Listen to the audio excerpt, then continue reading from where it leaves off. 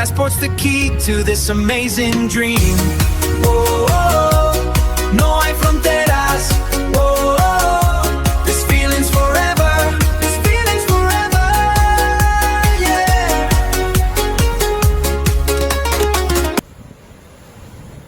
အားလုံးပဲမင်္ဂလာပါခင်ဗျာဒီဗီဒီယိုဖိုင်လေးထဲမှာဆိုလို့ရှိရင်တော့ဗီယက်နမ်နိုင်ငံဟိုချီမင်းမြို့ကနေပြီးတော့အနည်းဆုံးကမ်းခြေတစ်ခုဖြစ်တဲ့မူနေကမ်းခြေကိုတွားအောင်လဲပတ်ခဲ့တဲ့အတွေ့အကြုံတွေကိုပြန်လည် sharing လေးပြုလုပ်ပေးသွားမှာပဲဖြစ်ပါတယ်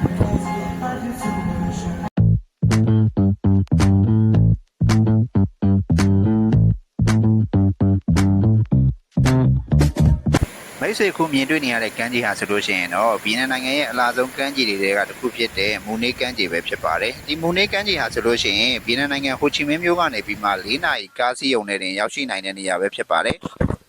ဟိုချီမင်းကနေပြီးတော့မူနေကမ်းခြေကိုသွားမယ်ဆိုလို့ရှိရင်သွားလို့ရတဲ့နီးလန်းတွေအများကြီးရှိနေတာမှန်ပေမဲ့လည်းအခုလို public express နဲ့သွားတာဟာဆိုလို့ရှိရင်ဈေးနှုန်းအသက်သာဆုံးပဲဖြစ်ပါတယ်ဒါကတော့သူတို့ရဲ့ကားကွင်းဖြစ်ပြီးတော့ဟိုချီမင်းကနေမှမူနေကိုသွားမဲ့လူတွေဟာဒီနေရာမှာထိုင်ဆောင်နေကြတာပဲဖြစ်ပါတယ်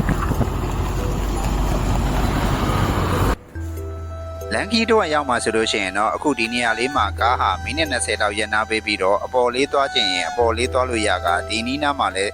စားတောက်ဆိုင်တွေရှိတာဖြစ်တဲ့အတွက်ကြောင့်မို့လို့ဘိုက်စားရဲဆိုလို့ရှိရင်လည်းတခုခုဝယ်စားလို့ရတာပဲဖြစ်ပါတယ်ဒါကတော့ကားပေါ်ကမြင်ခွင့်ပဲဖြစ်ပါတယ်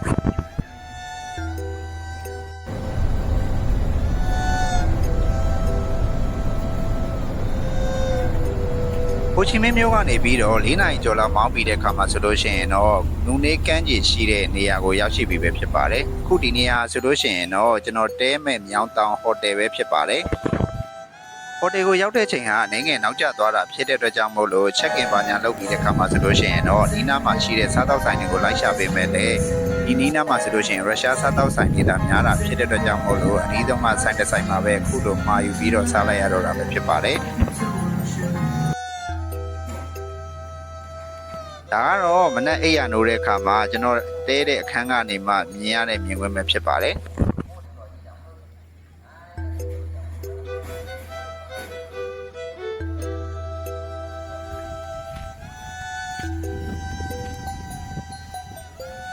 ကျွန်တော်တဲတဲ့မြောင်းတောင် holiday hotel ဟာဆိုလို့ရှိရင်မူနေကမ်းခြေနဲ့ကက်ရက်မှာတည်ရှိတာဖြစ်တဲ့အတွက်ကြောင့်မို့လို့ဟိုတယ်ကနေထွက်လိုက်တာနဲ့တင်အခုလိုမူနေကမ်းခြေကိုတန်းရောက်မှာပဲဖြစ်ပါတယ်မိတ်ဆွေတို့အခုမြင်တွေ့နေရဆိုလို့ရှိရင်တော့ပြည်내နိုင်ငံရဲ့အလားဆုံးကမ်းခြေတွေကတစ်ခုဖြစ်တဲ့မူနေကမ်းခြေပဲဖြစ်ပါတယ်